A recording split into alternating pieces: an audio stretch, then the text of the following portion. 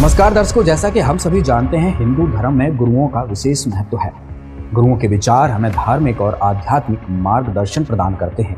लेकिन अध्यात्म के अंदर कुछ गूढ़ बातें ऐसी होती हैं जिनको ठीक से न समझकर गुरु लोग भ्रमित ज्ञान प्रचार करके अध्यात्म का स्वरूप ही बिगाड़ देते हैं और उसी भ्रमित ज्ञान को सुलझाने के लिए हम प्रयासरत हैं।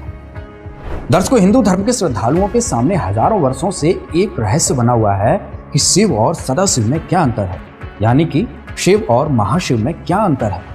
इस रहस्य से पर्दा उठाने के लिए आज हमारे साथ हैं एक तरफ हिंदू धर्म के धर्मगुरु और दूसरी तरफ हैं जगत गुरु तत्वदर्शी संत रामपाल जी महाराज। दोनों पक्षों के विचार सुनेंगे और निर्णय करेंगे कि किसकी बात सही है और किसकी बात गलत। तो चलिए शुरू करते हैं और जानते हैं हिंदू धर्म गुरुओं के विचार। महाराज जी, शिव और सदाशिव में क्या अंतर है? शिव और शंकर एक ही हैं। भोलेनाथ कहो, भोले भंडारी कहो, शिव कहो, शंकर कहो, एक ही बात है।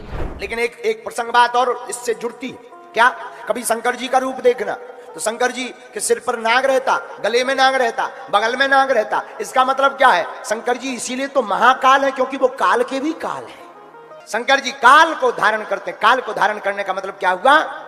काल को धारण करने का मतलब समय को बांधना। इसलिए बाकी सब देव, शंकर जी महादेव।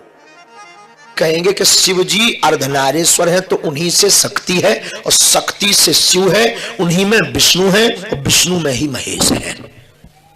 शिव जी की मूर्ति का दर्शन करते होंगे, चित्र का दर्शन करते होंगे।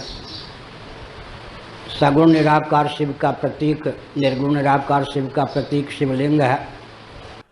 कल भी इस बात के ऊपर बड़ा जोर दिया गया था, आप किसी भी देवी देवता के भक्त क्यों न हो, किसी भी देवी देवता के भक्त क्यों न हो, लेकिन अपनी पूजा में भगवान शिव को स्थान दीजिए। ये अजन्मा है। जब कोई नहीं था तब महादेव ही थे, जब कोई नहीं रहेगा तब यही रहेंगे। मैं रामकृष्ण का पुजारी हूं, मेरी धमनियों में है, लेकिन रामकृष्ण के पिता का नाम पता चलता है। कल कोई पूछ रहा था यहां पर पर्ची भेज के शंकर जी के पिता का नाम क्या है। शंकर जी के पिता का नाम शंकर ही है। महादेव के पिता महादेव ही है और कोई नहीं है।